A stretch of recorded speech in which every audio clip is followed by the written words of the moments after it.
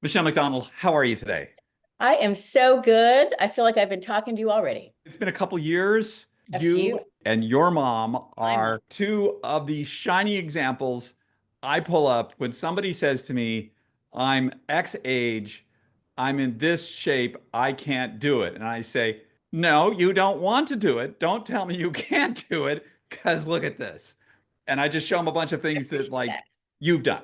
Yeah. Huge service out there. Yeah. Thank you. Yeah, I think when we first created the Train with Joan account, there really wasn't much out there to inspire older women what was possible. And it's been really great now to see, Instagram and other platforms just flooded with all of these. I mean, every time I know how the algorithm works, and every time I open up my Instagram, I'm getting this.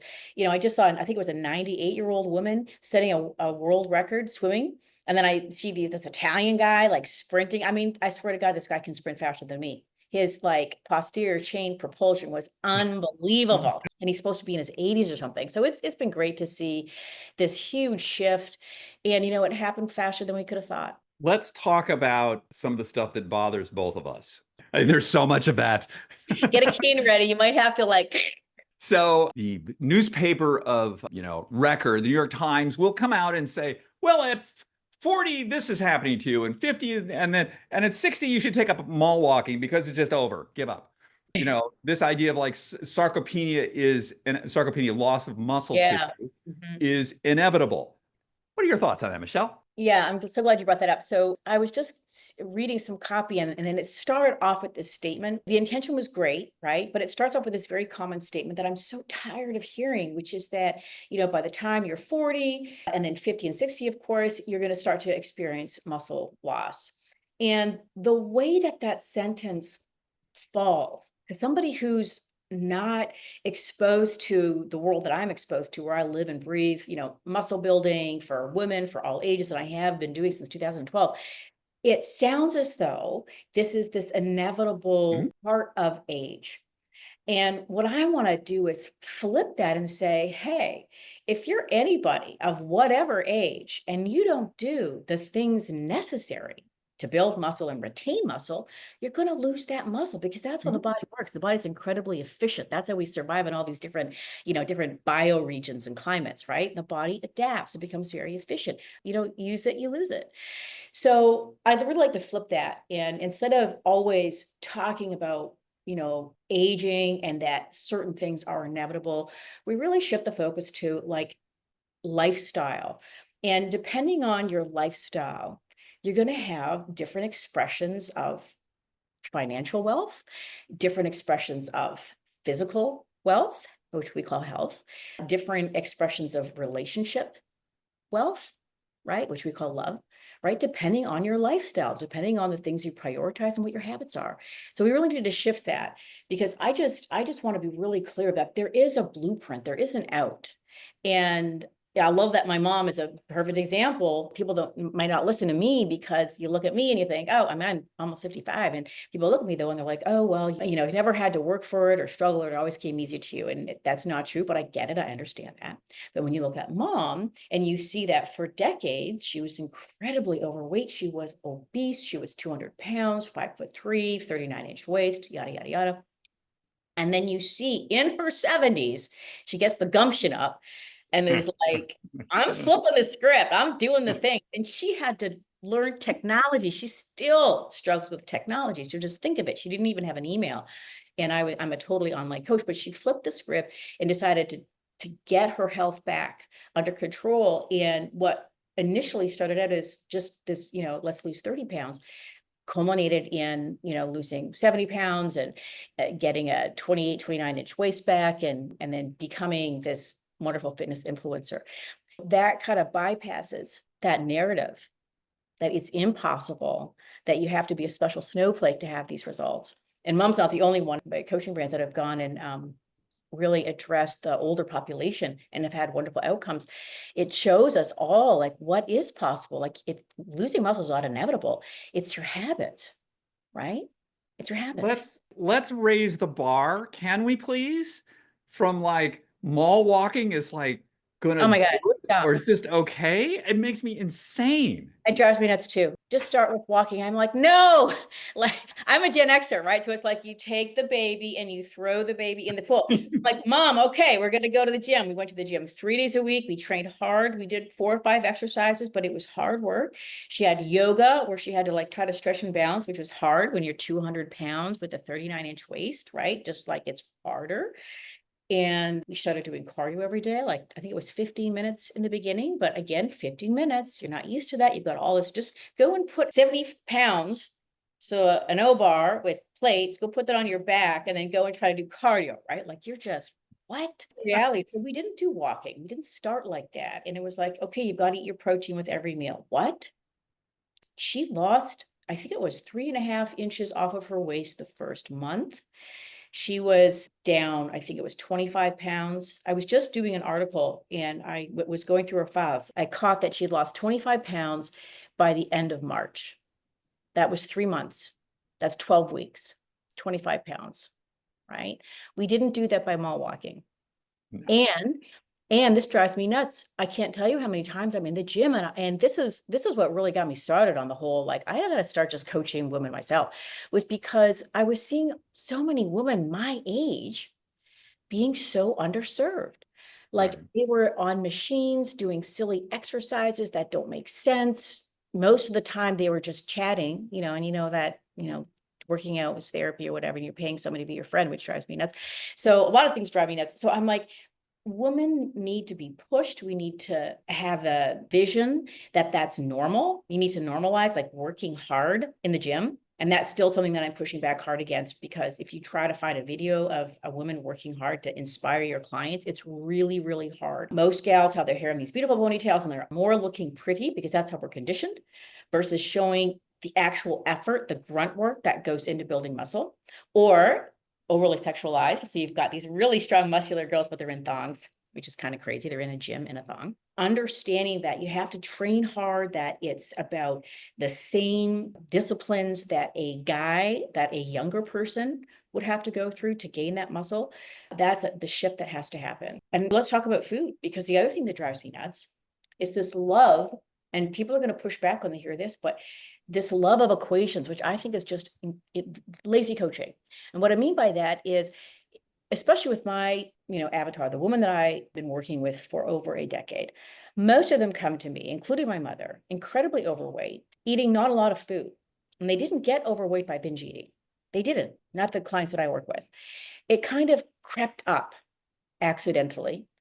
I think through decades of yo-yo dieting, chronically under eating, getting stressed out, not eating, and then overeating occasionally. So their body gets very adapted to not eating a lot. It gets very efficient. You're running a company, you're running a household, you're doing all the things on not a lot of food. And then occasionally, like on the weekends or on a Friday night, you have a couple glasses of wine, maybe a bottle of wine, you have big dinner, you have dessert, you go out with your friends.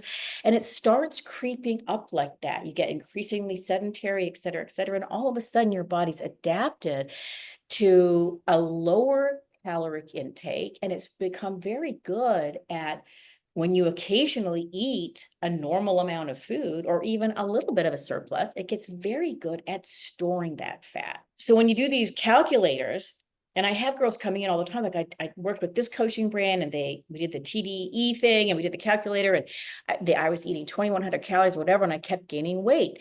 And they're being told that that's normal, or they're being told that their metabolism is broken and so they got to keep eating, or they're being told all these stories, when in fact, if you're a coach, what I'm giving the client isn't working. And we know that equations are just, at the end of the day, best guesses.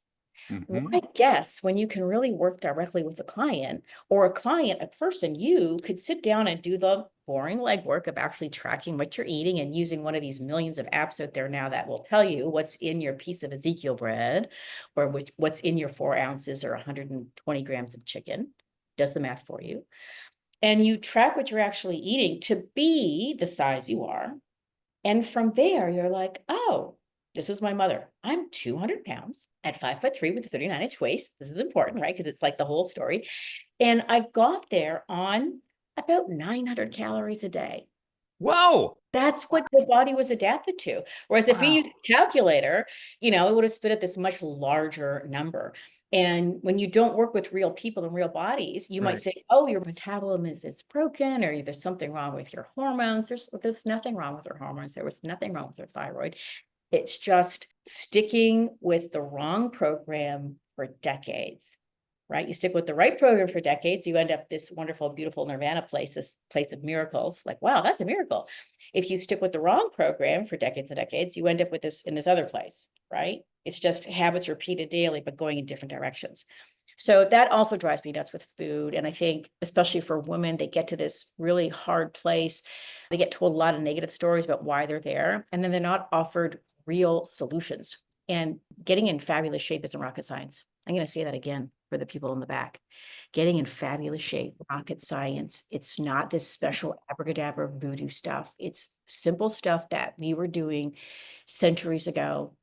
We know how to optimize the human body, just like we know how to build a champion racehorse or a greyhound.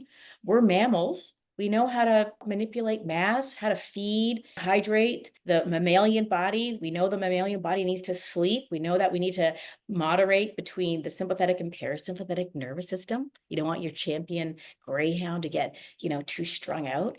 Like, we know these things are true, but we have created a story of distraction and confusion. I think, at the end of the day, it serves, dare I say it, capitalism. Or the truth is, no one's really in charge. There is so much confusing, contradictory, and just wrong, nutty shit out there. It's really simple. I mean, I'm not saying it's easy, but it's not very complicated. You used the word hard. Talk to me about hard. What does hard mean? Choose your hard, one of my favorite sayings. This is the kind of mindset piece about how you approach any big, scary, hairy, audacious goal in life, right? So if there's something that you're trying to achieve that's going to require you to become a different version of yourself, you are going to have so much incredibly seductive resistance from the inside, right? Because it's you against you, that old you that's very comfortable with running its ship, doesn't want you to really change, not change significantly, not really change the game, not get out of the box. And so what you're going to have to learn to shadow box with is yourself, right? And you're going to be able to come up with the best reasons why you shouldn't do something, why it's too hard, why what you're being asked to do is too much, whether it's a financial growth you want to experience or transforming your physical health, whatever it is, right? So that's true. So for those situations, you have to have incredible clarity about what your goal is, and you have to recommit to that on a regular basis. But I also suggest to people, you also have to have a couple of quick elevator pitches that you can give to yourself, knowing where your pain points are, so that you can tap into that higher power and continue doing whatever it is that you need to do, that is going to serve that growth, even though you're hearing in the back of your head all of these excuses. The truth is, when you're going through hard, it hurts. I mean, hard is hard. And I think sometimes when we coach, we forget that, and we're like, choose your heart. But I go through hard things on a regular basis. I just love growth in all aspects, and I tend to, take big chunks of the life, and I pay huge ignorance taxes a lot. I was saying at one of my, company meetings, even last week, I'm like, we're going to stop starting our huddles with our wins, and we're going to start starting our huddles with what's a fail, what's a loss, right? Mhm. Because if you really, really embrace growth, and I'm not the first person to say this, if you really embrace growth, you're embracing failure. It's baked into it, right? Mhm. Mistakes, failure, because you're stretching. And we have to learn to have a delight in falling on our knees and getting back up, and not being the person that falls down and cries. I mean, you can cry, but you got to like get back up and get on the bike and try again. If you're ever going to be that kid that's, just done the double flip and her friends are high-fiving her, or his friends are high-fiving him, you're going to fall down and skin your knee several times. And that's what makes the win so momentous. So the hard is, we can never forget when we're embarking on a big journey, that you're going to have a lot of resistance internally, that the emotions you're going to go through are going to be incredibly challenging. Like if you're somebody who gets mad, you're going to get so mad you want to fire everybody. If you're somebody who gets anxious, you're going to get so anxious and full of doubt, you want to just quit and retract. I mean, this is the feeling of the heart that you're going to go through. And you have to accept that and kind of be prepared for that. So you change the meaning of those feelings. I think Tony Robbins talks about, your emotions are action signals. And if you do the deeper work, you start to realize that feelings that you had that used to signify a certain set of behaviors, when you do the deeper work, you're like, oh, wait a minute, that feeling that I'm having of anxiety, that doesn't mean I need to quit. That means I need to just stop, look at what's in front of me, maybe talk to a mentor, or maybe just lean in and do the thing, right? But it doesn't mean that I'm supposed to become anxious and run away and go and emotionally eat or quit the job or, have the fight with the husband or whatever it is, right? So we start to look at those emotions differently. When we really get clear with the goal, understand that failure's baked into it, that heart is actually going to feel whatever it is that we tend to feel: angry, frustrated, anxious, worried, depressed. And then we've got to get really good at that elevator speech where we're like, okay, wait a minute, this is how it's supposed to feel, keep going, or wait a minute, I'm feeling this feeling, take a deep breath, or whatever it is that becomes your new set of habits or behaviors that you roll in when you're feeling the feelings of growth, the feelings of stretch. I think probably that's one of the ways that we age the fastest, right? Is we get so uncomfortable with the reality of growth that we just stop choosing it. And I think one of the fastest way to stay young is to adopt that growth mindset for all that it is. I love all this. Yeah. Choose your heart. You can choose Hard. this one or you can choose something else. A lot of what you're talking about, to me, it strikes me about belief systems and self-belief. I had Laura Hoff on a couple weeks ago. Laura is the daughter of Wim, Wow. talking about belief systems and what you think you can do, what you're capable of. And, as we say here a lot, you are braver, stronger, and more capable than you ever thought you were. You just don't know it. So that's sort of like a bit of our brain that tells us like, oh, you're not that person, you can't do that. So this idea of having this vision of where somebody wants to go or who they could be, how do you address that? Can you repeat that question back to me? I want to make sure I answer it right. Yeah. Okay. So I've had a lot of people on this show address this question. So my buddy Peekaboo Street, who Yeah. is total fucking badass, I would ask her, why were you able to do this? And she says to me, I wasn't better. I just knew I could do this thing. All the other girls could do the same thing I did, but I just sort of knew it and I could do it. What Laura Hoff told me about like the ice, it's like you can do it. It's going to be really uncomfortable. But once you get out, you realize, oh, I'm more than I think I was.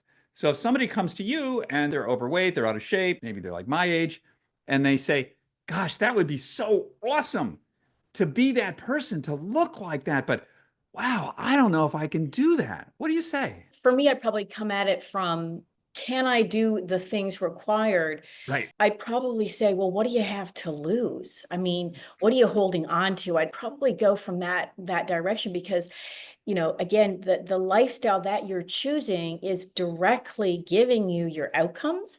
The only person that can write that script is you. And if you're juiced out by how the script is rolling, then stick with it, right? But if you're not, and this is kind of what I said to Joan when she was at that dinner table and she was huffing and puffing getting up the stairs, her face was all mottled. It was like white and splotchy and broken capillaries.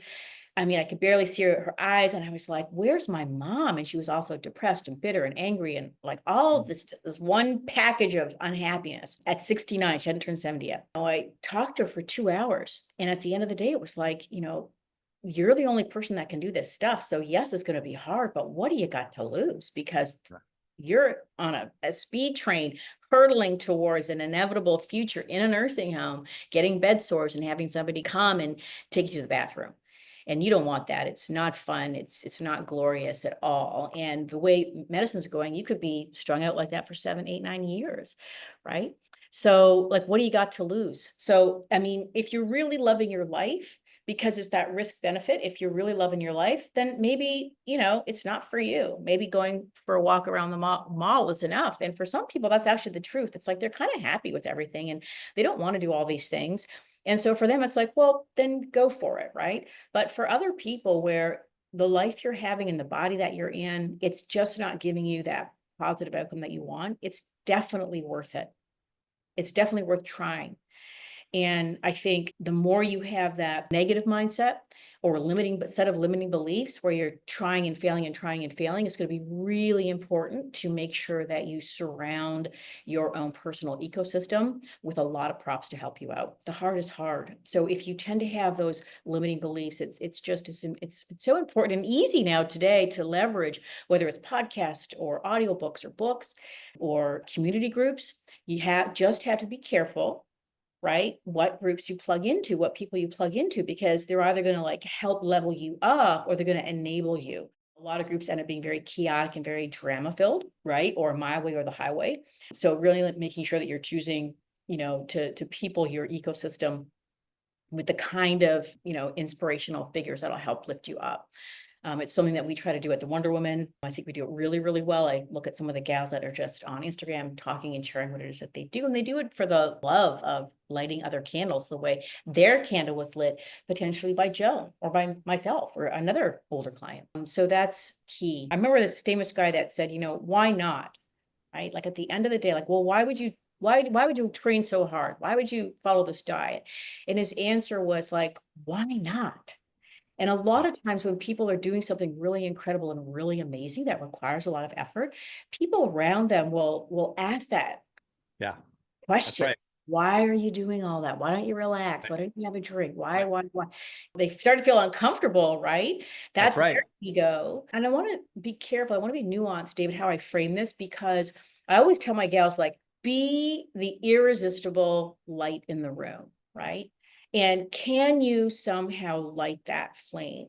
Even though the question might seem confrontational, could you understand that that question is from a place of fear, right? That comes from a place of limiting beliefs. Is there a way to respond to that person? Not that we're responsible for other people, I'm not saying that, but is there a way to respond to that person that could actually be a hand reaching out through the window and saying, I gotcha, right? So, why are you doing all of these things?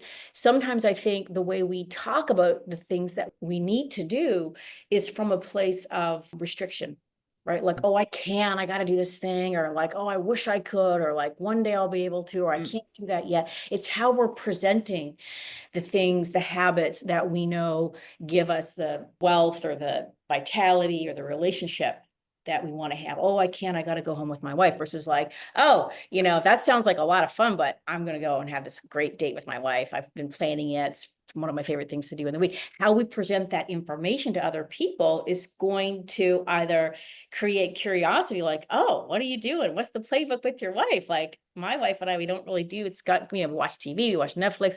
What are you doing? Oh, well, I send her a text message just like we did in the old days, and I make sure there's flowers or whatever it is that keeps things exciting. And similarly with our training, like, do you have to do it or do you want to do it? You see these poster comments on Instagram, rest days are a rest day for the weights. And when you're really in the lifestyle, it feels like that. Like when you have an athlete that gets sick, I mean, they're just thinking about, oh my God, I'm losing my training. I'm just like that. They can't wait to get back into the gym. Do you know what I mean? Or somebody who's really healthy. Like when I go to a hotel for a week, which I have to do sometimes, I'm like, I can't wait to, get back to my kitchen. And not because I'm overeating or whatever, but I just know that my body runs better and I feel better when I'm the one making the food. My clients do all kinds of wonderful things, like they'll bring little mini waffle makers. One of my clients, Jody Ekovitz, you got to get her on the show. She's amazing. She has this waffle maker. She makes her protein pancakes. They have these travel smoothie things. And so they actually do a great job. My clients that travel a lot, to see clients of navigating that travel, but it's because they have such a strong pull because of how they want to feel. They don't want to get constipated. They don't want to have low energy. They don't want to have disrupted sleep. They want to be able to hit their meetings, right? They find a way to get some steps in, and even a dumbbell workout at the hotel gym. So you've got this pull because now you're identifying with yourself as an athlete, or you're identifying yourself as feeling full of vitality, and it changes your habits and your desires. So that's really important, how you frame things to other people. Like, are you having to do things, or do you want to do them? And if people are asking you, why are you doing it? I would check yourself first to see how you're framing what it is you're doing. If truly you're joyful about it, and somebody's asking you, why are you doing all that stuff?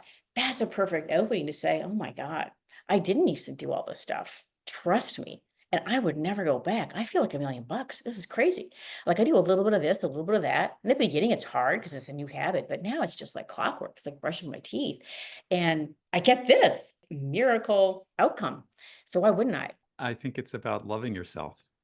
It is about loving yourself and I think allowing yourself to have a different story. that's right. I think so many people, they think it's about shaming or, oh, I hate the way I am. Or, no, that's not going to get you anywhere. That's going to get you weak. Yeah, you can't beat a champion horse over the finish line. No, I think it's about loving yourself, and it's about, what you mentioned about, it's about changing the identity. It's one of the most powerful things I ever heard was, it was an old Nike thing. Bill Bowerman says, if you have a body, you're an athlete. I love that you have a body. If you have a body, you're an athlete. That's the way it is. Sometimes people in my community will come to me and they'll be like, oh, like, what do I do? And I said, you look at yourself in the mirror in the morning and you say, I am an athlete. What do I do today? It's like earth shattering for someone to do that. They're like, oh, okay. If I'm an athlete, I guess I need to go to sleep tonight. I guess like the Doritos are not such a great idea. I guess I got to do this other thing because I'm an athlete. It's transformative to just own that, right? Like, Yeah, I'm going to own this. I'm an athlete. Okay, this is what I do. I absolutely agree. That's kind of my mission statement at TWW is into my coaches. We cultivate the inner athlete and that we believe at our core that resides in every single woman. And that's part of that, how I see the 40 plus gal being Yeah. undervalued. It probably Yeah. guys as well, but just sort of being discarded and or treated like, at the gym, just do the steps, or just do the leg extensions, instead of looking at a woman and saying, well, let's look at your squat movement pattern. Okay, well, let's try this exercise and see if we can get better, mobility there. And when you hear the inevitable, like, oh, I'm not flexible enough, or I have, bad ankles, it's like, well, I always say, like, well, look at the average 50-year-old guy, business guy with a pot belly. You see him squat, he squats ass to grass, and he can't touch his toes. So is it about flexibility, or is it about movement patterns, mobility, and the stories we tell ourselves about how we should be moving, depending on our gender or depending on our age?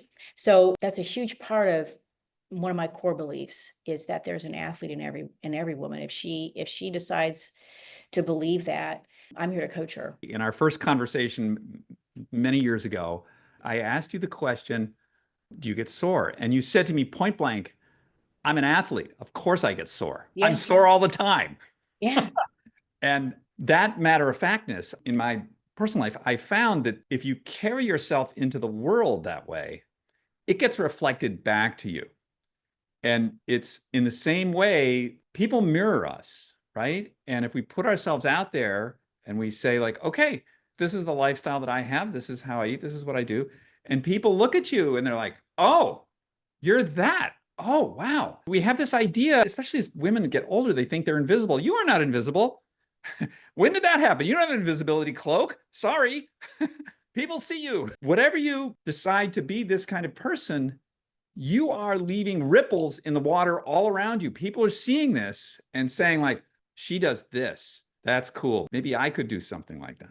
I do think that we're in a very exciting time in the world. Like I said, when I first started back in 2010, I remember being at the Olympia. I was with a supplement company, and I remember the editor of a magazine telling me that, my place was so limited because of my age. I was 40 and I was at this booth with all these, like, Yeah. 19, 20, 21-year olds. And he was like, sex sells and it's all about youth. And there's no market for the 40 plus woman.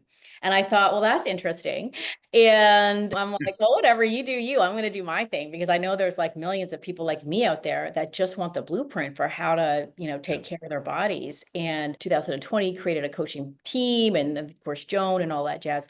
Now we see, like I said in the beginning, seeing so many other people turning their eyes to women. And I think it's an interesting time and I think it's a dangerous time. One thing that I would love to just share with your audience, and it's so important to me, is that we take a pause in this exciting era of, older women being paid attention to, right? And our fears and concerns and all of that being addressed, is that we just take a pause and reflect on, again, what I said, that it's not rocket science, right? How to optimize the mammalian body, like an animal body. We know how to do it. We've known it for centuries. If we look at the Mediterranean diet, you'll see it popping up on almost all of the various organizing bodies for cardiovascular disease, for bone health, for menopause, diabetes, and this idea of, quality lean proteins, healthy fats, whole food sources, some olive oil, colorful cornucopias of produce, vegetables and fruits, some nuts and legumes, like whole grains. This way of eating, we know, underpins longevity. We Mhm. know that, right? And, we have these different branches that want you to cut out major parts of that, cornucopia. But honestly, for the vast majority of people, I'm not talking about special cases of people that maybe, have epilepsy and need to follow a keto diet, but for the vast majority of people, you're going to thrive with a balanced approach. And there's more nuances than that, but I don't want to overcomplicate this statement piece. And in terms of training, we know that you have to stress the body enough to cause it to remodel, to cause it to adapt and remodel tissue. And if we do that consistency, like putting braces on the teeth, we do that for a couple of years and we get a completely new bridge and, new smile, a new bite, which is crazy, right? You're changing bone structure when you think about it. How can we change softer tissue like muscles and body fat by just doing these simple processes and hammering the stone, for thousands of reps, and we get this significantly different outcome? We know how to do that. So it's really quite simple. And the key is to be cautious with even a lot of the information we're seeing right now, especially targeting. So I'm using the word targeting, not addressing, because I have seen this coming for a couple of years now, and I'm really seeing it at a crescendo with the 40 plus and the peri and menopausal women being heavily targeted, that there's something wrong with their bodies. That's the underpinning message, which is really a continuation of the same narrative that has been fed women for centuries, that there's something weak, something wrong, something unbalanced about the female body. And we're seeing that hitting hard right now. And it's really hitting the menopausal space hard. And of course, it's easy to get seduced by that messaging because, if you don't have a great lifestyle and you go into menopause, it's just going to amplify a lot of the negative symptoms of going through that transition. And it's baked into our society in the Western world, anyways, that there's got to be a quick fix, that something's wrong with the female body, and that the negative byproducts of aging is inevitable. I just want to put that cautionary note in there, and there's a lot of grifting happening, especially around the space of medical entrepreneurs. So people with Harvard degrees, people with gynecological backgrounds, even, that are selling things on the back end of their websites, and they're saying some things that just go against what the organizing bodies are saying. And it's causing a lot of upset in the communities, in the back end, in the scientific communities. But the way the algorithm works, these people are just getting so much traction. I mean, I've seen one gal get up to 2 million followers, and it doesn't matter that a lot of her scientific claims are getting pulled apart in the comment sections. It is just, people are just buying this messaging. And so it's very concerning to see. So that's one little thing I would say, is just to really pace yourself and understand that the human body is not as complicated as sometimes we're led to believe. And that the way through a lot of times is just doubling down on the simple things, the lifestyle habits, and giving yourself enough time, like putting braces on your teeth, giving yourself enough time to see the fruits of your labor. I'd like to ask you Yeah. what you've been seeing, because you interview so many people, and I'm Yeah. sure it's very seductive. I'm sure you've had guests on that have told you that estrogen's the answer, or women should be on testosterone, and testosterone's the answer. I think there is a natural human inclination to grab for the little blue red pill or whatever. There's a place for that stuff. I think there's a place for things like a lot of the other exotic stuff that's out there, but you got to get the basics.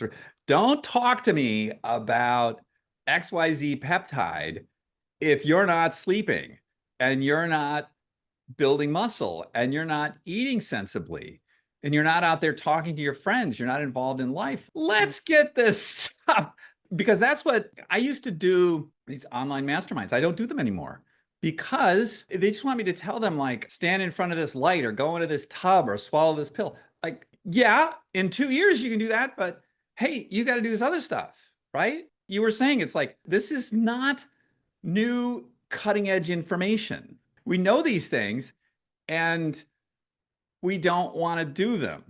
And this is going to be terrible. I'm going to get a hate mail for saying this, but most people really don't want to change. And that's fine. Like, no problem with that. You're happy with who you are? Great. It's learning new things is hard. Like, if you wanted to go learn Mandarin, that would be, I'm guessing you don't know Mandarin. That's hard. Can you do it? Absolutely. Can you do these other things? Yes, but it requires effort. I think the biggest obstacle here is this idea of identity that I keep going back to. It's like this optimistic outlook. Like, if you're a pessimist about outcome, it doesn't matter how much information and resources I give you, you do zero, right? So you have to believe that this is possible, that you can transform yourself. If that's what you want to do, you can become stronger. Like the stuff, now you got me talking about myself. I've got osteoarthritis in the lateral compartment of my left knee, and it's an issue. So we're talking about, I was up at the hospital for special surgery, talking at one of the docs. Geez, what are we going to do here? Like, are we looking at total knee? And he's like, for you? No. I said, well, can we do partial? He says, first he says, total knee, that's an old person's thing. He says, for what you do, not going to work. I said, well, what about partial? He says, for what you do, you would bust the adhesive off of that thing and it's not going to work. For what you do, we need to do this other sort of special thing because, yeah, you're 66, but you act like you're a 35-year-old athlete. If you want to keep doing that, you got to do this other thing. So he sees me. I love that. I mean, that's amazing that you've got that. Because one of the things I say to my clients all the time is like, I don't want you to go to just any physio. I want you to go No. sports physio who Yeah. is used to your demographic and sees the friggin' athlete in you so that they give you the right kind of service so that you can get back in the gym doing the things, right? So I spent a lot of time in Park City. So I've got my physios there. And I had a little clean out on my knee a couple of years ago. You know, there's like a whole room full of people and we're all sort of doing this thing. And the main guy comes over to me and he says, so tell me a little about yourself. What do you do? What's your goal? And I said, well, I'm a competitive ski racer. He says, oh, okay. Reality changes. Suddenly there are a couple of 35-pound dumbbells in my hands and we're doing walking lunges. And David's going, for a couple of days of this, I said, Yeah. why am I doing this? And they're not. And he looks at me and says, you told me you wanted a bigger life, right? This is what you got to do. It's like, That's yeah, I want a great. bigger life. That's how it should be. That's how it should be. Addressing the individual, not their age. Yeah. It's the individual. No. Yeah. And I hope that's Yeah. more the future, that we're seeing that more and more, and that, for both men and women as we're getting older, that it's becoming normalized to be unbelievably healthy and to want more of that as we get older. I get these people, they write into me like, well, my doctor told me whatever. I say, fire your fucking doctor. He's an I idiot. would, and unfortunately, it's not that easy for people. Well, it's I not, but it's just, it's I like, want to say, like, yeah. you're getting the wrong message here. I had a primary care doc, this was like 4 years ago, say to me, oh, so you're active. And I'm like, what do you mean by active? I can do 100 push-ups straight up on the floor right now. You mean like that? Like, it just drove me crazy. Like, she was like, oh, you can get out of the chair without using your hands. Can we like raise the bar here? Like, Do you know that come pregnancy on. in your 40s is considered geriatric? And one of my clients was a nurse, and she saw her report, and it said, I think she was 42 at the time. I said geriatric pregnancy, and she was just so upset by that. And I was like, yeah, it's, you're over the hill at 40. Well, what do you? Crazy, right? I'm working on a book, and I was talking with the gal who's helping me, fabulous woman, and she's trying to nail, what my messaging is. We were talking about people have to find the pain, right? And I said, Mm, we're in a really crazy time right now. Like we're at an exciting time, but it's like chaos, right? Chaos is opportunity, but it's also disaster. And I see incredible opportunity here for certainly the Western world to have tremendous growth in what we choose to normalize and focus on, and the things that we bring into play and make every day for all of us. But at the same time, we're at such a tipping point where we have such a mm, huge part of the population that are older and incredibly unwell. They're incredibly unwell, incredibly sick.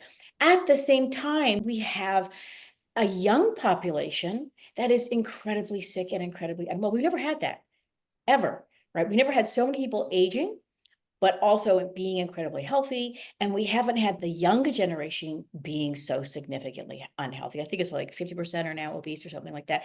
If we have people in their 70s and 80s living longer, but incredibly unhealthy, and of course, we're having all these medications and machinery and all these things, but they were healthy when they were young. We know that. We know that the baby boomers were out playing like street hockey and, hide and seek, and had recess and doing all these things, right? Sports teams. But kids don't have that now. And these baby boomers are unhealthy. What's going to happen? I mean, you can see that there has to be a profound, massive shift. And I think that's probably why when we see some of the things that happened with politics recently, and the food babe being able to position herself like and get Kellogg's to kind of wake up and shake up with some of the additives they were adding to their foods, and seeing how the public were really getting excited about changes to the way food hits our tables in the West. And then we have to care more about what's happening with that whole system. Like, why is processed food so subsidized, so cheap, versus like, why is broccoli, which has no marketing, right? And it just is like the farmer picks it up and it gets transported to the grocery store. Why is it more expensive to buy like a bag of broccoli than it is to get, a family-sized pack of potato chips that has millions spent on advertising? Like just Doritos alone is so much marketing dollars that go into it. And then there's the factory and the processing and all of that. How could that possibly be less expensive? It's kind of mind blowing, right? And so there's a real interest in these things, which is important, but we've got to normalize what we know, David, is true. And not just food. We have to know and have access to great food. And it's got to be fun and cool to eat that food. That's got to be the message. We know that exercise and being able to be mobile and agile is really, really important. Cardiovascular health is important. Strength is important. So we know that. We know that things like sleep and hydration are important. We know that meaningful relationships are incredibly important, which is getting harder for people to cultivate. We don't have as much role modeling for how to have difficult conversations and make wise choices, and the importance of playing the long game. And we don't have that as much saturating our social media, right? It's still like instant gratification happening. So, but we know these things are important to teach people. We know financial health is really important to teach people. So it's going to be really interesting to see what happens in this nexus point of chaos, what's going to come out of it, and what the more strident voices are going to be saying, and who's going to be leading from the front. From like the research that we do, it's a barbell, right? You have one group of people who's the wealthiest, healthiest people to ever walk the planet over here. And you got another end of the barbell, which is unfortunately much heavier, which is the opposite of that. There's not a lot in the middle. It's sort of like this has happened. And the future, like what you're talking about here, is economic Armageddon if it's not fixed. But if it's fixed, I had Andrew Scott on my podcast. He wrote the 100-Year Life. He's a PhD from economics at Oxford. And he said to me, for every year of healthy life that a population can go like one more year. So rather than people, Oh yeah, it saves trillions. it's 4% boost in GDP. There is nothing that you can do that outstrips that. However, as you said, if you have this huge population coming up that was unhealthy in their 20s and 30s, the economic And cost health in their puberty, right? And are in health their teens. in Yeah, it's just their like, 8, what? 9, 10-year-olds obese, It's and just that's out of like, control. That's not going to go so well. I mean, I think for people like us, Michelle, I'm going to just group myself with you. We're powers of example. And we can just say, like, hey, like you were saying, like broccoli, you can make that choice. Like you can make the choice to move your body as much as you can make the choice to not. Some people are just going to be sort of happy where they are. But you mentioned the word pain. I really like that. I like this idea of like You of have to find your remaining. pain and you have to find your pleasure point. Exactly. I'm gonna go pain first because I'm a guy. Change is painful. It's hard. It's like, oh my God, it's work. The uncomfortability of being who we are in the place we are, that just becomes so much. We're willing to take this leap. We're like, okay, I'm gonna call up that Michelle woman and I give up. You've got me. Fix me. Yeah. But you got to sort of reach that thing where it's like, okay, I'm sick and tired of being sick and tired, so I'm gonna do this. My mom's catch line, got sick and tired of getting sick and tired. Yeah. Right? And then you get the pleasure. So the pleasure, the quick, the Yeah, same your actions have got to start driving emotions, not emotions driving actions. That's the key. like the dopa hit you get from doom scrolling, you can get a much more powerful dopa hit when you find out next week you added 3 pounds to that weight. That's awesome. That and you just like, oh my God, I did that. Like this idea of measurement and tracking and like, oh, I can do this. Oh, that feels great. That's my wrap. I'm gonna shut Yeah. up. Yeah, no, it's great. I mean, I think for a lot of people, they have to personally, I don't know who says this, if it's Longfellow, it's one of those literary greats, but they said there's some truths that have to be experienced, Yes. to be believed, to be understood. Yes. And it's that whole rock, 100%. right? Like sometimes you just got to hit rock bottom. You can't learn from somebody else, from Yep. somebody else's mistakes. But I also believe that sharing is caring, and that one of the wonderful aspects, it's also, how we get conned and how we end up with groupthink. But one of the aspects of being human is that we're very social animals, and that, behavior, it gets imprinted on each other. And so, it's why our parents were so cautious about who we hung out with when we were kids. And it's why we have to be cautious about what we're, consuming, what we're listening to, what comment sections we're diving into, what groups we're belonging to, and all of that. But you have to be intentional. You just have to be wise about that. But, you can hang around with people that make it fun and make it exciting, Yeah. and normalize the behaviors that are disciplines at first, right? Habits that become habits, but at first are disciplines, like, oh, it's this thing I got to do and I've got to learn. But if you're in a community of people that are saying, you can do it, I used to be like you, but look at me now, right? If that's your community, and of course it's aspirational, you're inspired by this future version of yourself, these other people that are further down the road than you, then that gives you a huge leg up. You're kind of like, Mm. you remember when you were a kid and you were on your skateboard and somebody else would be biking and you'd be holding on and kind of, Yeah. you kind That's of right. thing. Love that. Yeah, and so you leverage community like that, or a buddy system. But I'm a big fan of communities. That's what, my coaching brand's built on. That's huge. And then on the other hand, I think pleasure, and that's kind of baked into that, but pleasure is really important too. And having that clear and compelling vision, that's Tony Robbins right there, but you have to have a clear and compelling vision that's pulling you forward. And part of that, of course, is that core belief, that deep, deep self-belief that anything is possible. And that's fundamental to, I feel, youth. When I think of like, well, what keeps you youthful? That I'm not finished yet. Like, I don't even know who I'm becoming. And I'm loving every minute of it. Like, even the wrong turns, I'm just like, wow, how did I get here? And like, okay, I got to figure out how to get out of this pickle, right? With that childlike delight that this is life. You can figure it out and keep going and try to have fun while you're doing it. And if you can help other people, help other people. That's, for me, the key to having a fulfilled life and staying young forever, because it's a heart posture. I think the pleasure thing is so important. And So important.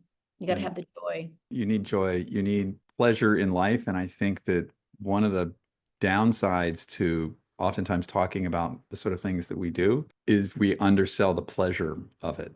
It becomes about exclusion and it's about expansion. Yes, bang on. Yeah. Perfect word. Like, what message are you selling? Like I said Right. earlier, right? If people are pushing back, how are you languaging what it is that you're doing? And how you're Yeah. languaging what it is that you're doing tells you a lot about what your core belief is. You're doing these things because you are beating the horse over the finish line. And that core belief is something's wrong with you, and abundance is not fun. It's about restriction and about pain and suffering. So it's like choose your hard. But when I go to the gym, I'm training hard, but I love my heart pounding and I love the contraction of my muscles. And then I'm done. And then I'm over dancing with my dogs, or I like pick up my mom and we put the Frank Sinatra and we're dancing. And then I go back to work and I'm working. And then I go speak in crazy languages to my dogs and I'm, total kid.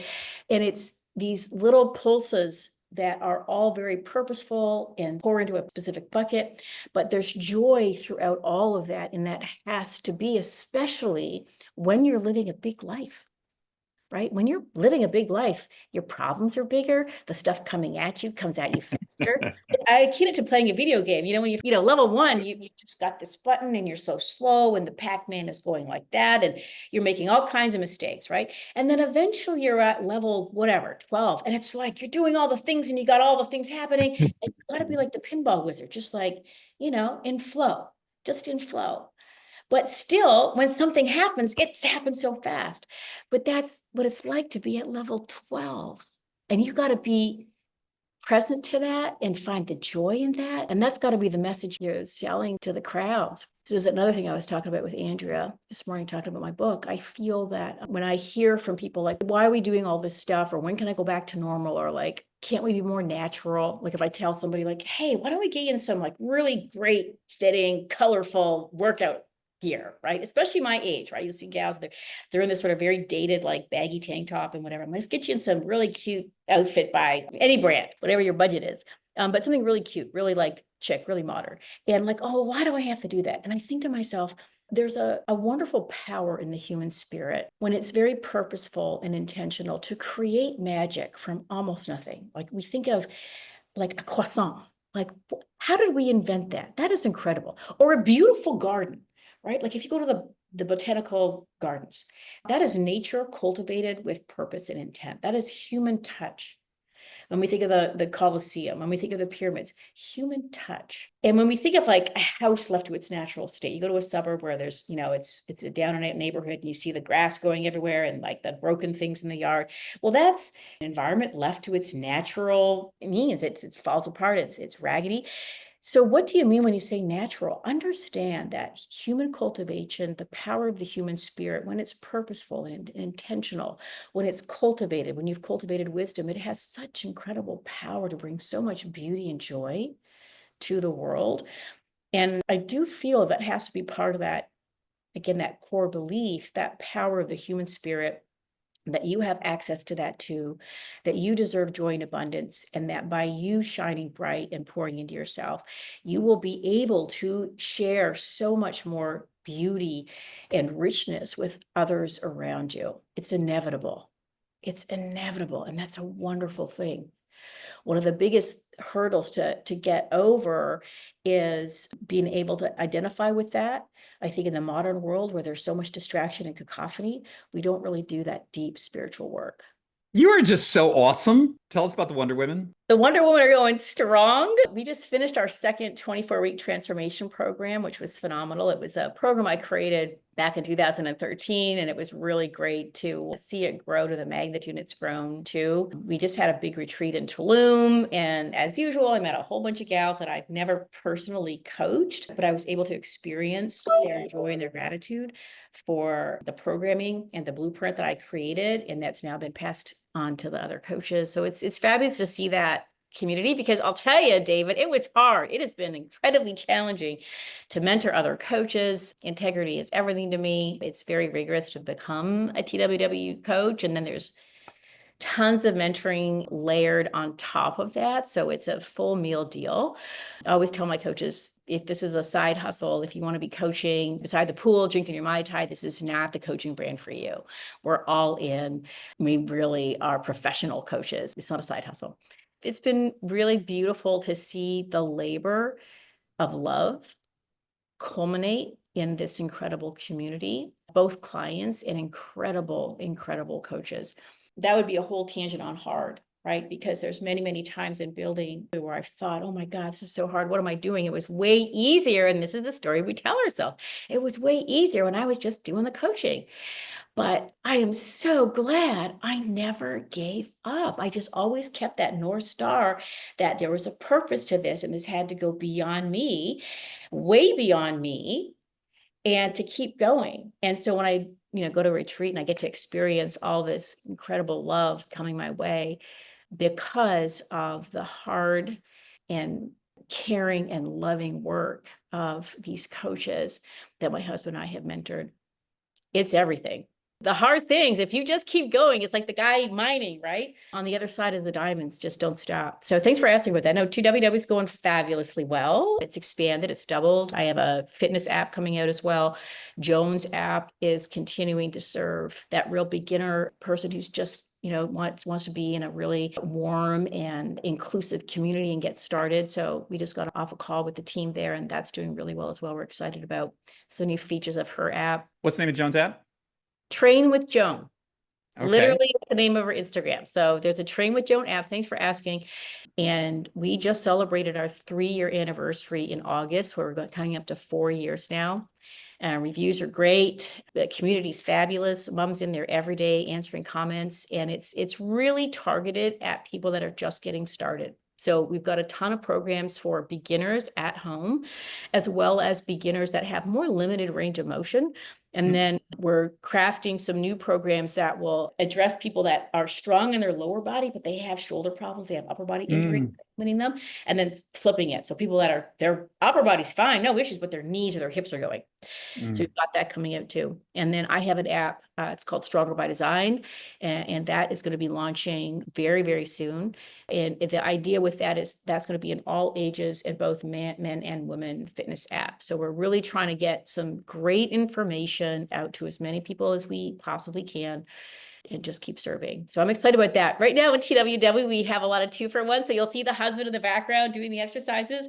We're like, let's get an app together. We'll have a girl entry point and a male entry point, our great programming style and great meal planning as well, and mindset coaching. So that's a labor of love. I'm excited about that.